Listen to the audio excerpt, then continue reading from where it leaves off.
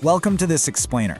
Today, we're completely breaking down the exact, science-backed analysis of why our traditional self-improvement efforts fail so predictably, and, way more importantly, how we can actually fix them.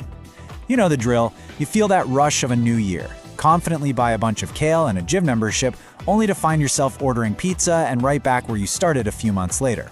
Well, you're in exactly the right place. We're going to look closely at the data and the behavioral frameworks that actually dictate our actions.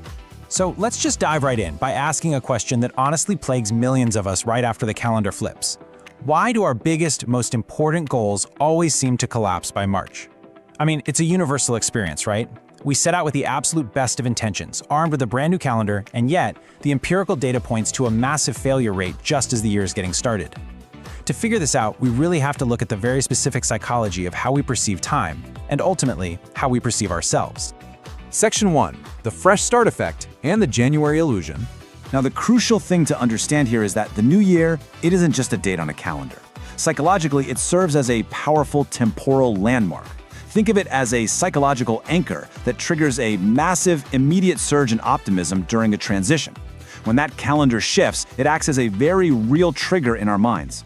Suddenly, just because the date changed, we feel this immediate willingness to pursue self-actualization. We feel energized. We feel like absolutely anything is possible simply because we've crossed this invisible temporal line. And this perfectly illustrates what researchers call the fresh start effect.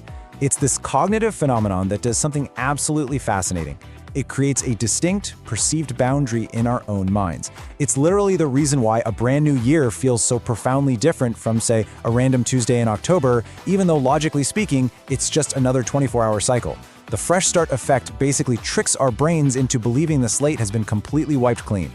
Because of this cognitive phenomenon, we create this distinct psychological boundary where we actively, mentally distance ourselves from our past self. You know, the one who maybe skipped the gym, hit snooze way too many times, or didn't save enough cash. We leave all those imperfections securely behind that mental boundary. And instead, we project all of our hopes onto this perfectly idealized future self. It's a profound emotional appeal, and man, it feels incredibly real and motivating in the moment. So, leveraging that exact psychological boundary, every single January, millions of individuals use this transition to set ambitious resolutions across three main areas: optimizing health, optimizing finances, and general personal development. We want to completely overhaul our diets, our bank accounts, and our minds, all at the exact same time, often literally overnight. The temporal landmark gives us the psychological permission to aim incredibly high for total self-actualization. But as we're about to see, relying on that emotional high has a very specific and highly predictable structural flaw. Which brings us to Section 2, the first quarter collapse, the predictable decay. Despite that profound emotional appeal of starting anew on January 1st and that massive surge in optimism, empirical data shows a rapid and predictable decay curve. Between weeks 2 and 11, that initial motivation doesn't just slowly fade, it plummets. The enthusiasm wanes, old habits creep back in, and that brand new treadmill, well, it suddenly turns into a very expensive laundry rack by Valentine's Day. By the time we hit the end of Q1, we see the total collapse of those ambitious resolutions. It isn't a random failure at all. It's highly predictable decay. Yeah, the empirical data gives us a cold, hard truth. The vast majority of these traditional self-improvement efforts completely collapse within the very first fiscal quarter. Let that sink in for a second. The vast majority.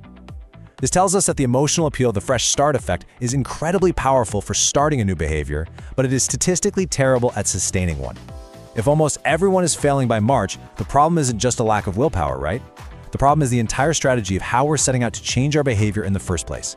So, understanding the precise mechanisms of this massive drop-off requires an exhaustive look at three specific frameworks that dictate human behavior: neurological, cognitive, and environmental. You see, you can't just rely on wanting it badly enough. You have to understand how your brain wires habits neurologically through dopamine loops, how your mind cognitively breaks down long-term goals so they aren't overwhelming, and how your surroundings trigger actions environmentally, like literally leaving your running shoes by the door so they're the first thing you see. When resolutions collapse, it's because they fail to integrate into one or more of these foundational frameworks. That leads us to Section 3, Engineering Automated Habits, the Science-Backed Solution. The science-backed report we're analyzing today concludes that to actually move beyond those fleeting emotions, we have to rely on behavioral engineering systems. We aren't just wishing for a better future self anymore. We are actively designing structures. For example, instead of heavily relying on your willpower to save money at the end of the month, you engineer an automated transfer to your savings account the very second you get paid. The desired behavior becomes the default action. It's taking those neurological, cognitive, environmental frameworks and arranging them so that your new habits effectively run on autopilot. Basically, we must shift our entire focus away from the crumbling foundation of traditional resolutions. They rely on the temporary high of a calendar date, which inherently ties them to a predictable curve of decay. Instead, we have to build step-by-step interlocking systems of behavioral engineering. This disciplined approach results in permanent, automated habits that honestly do not care what month it is.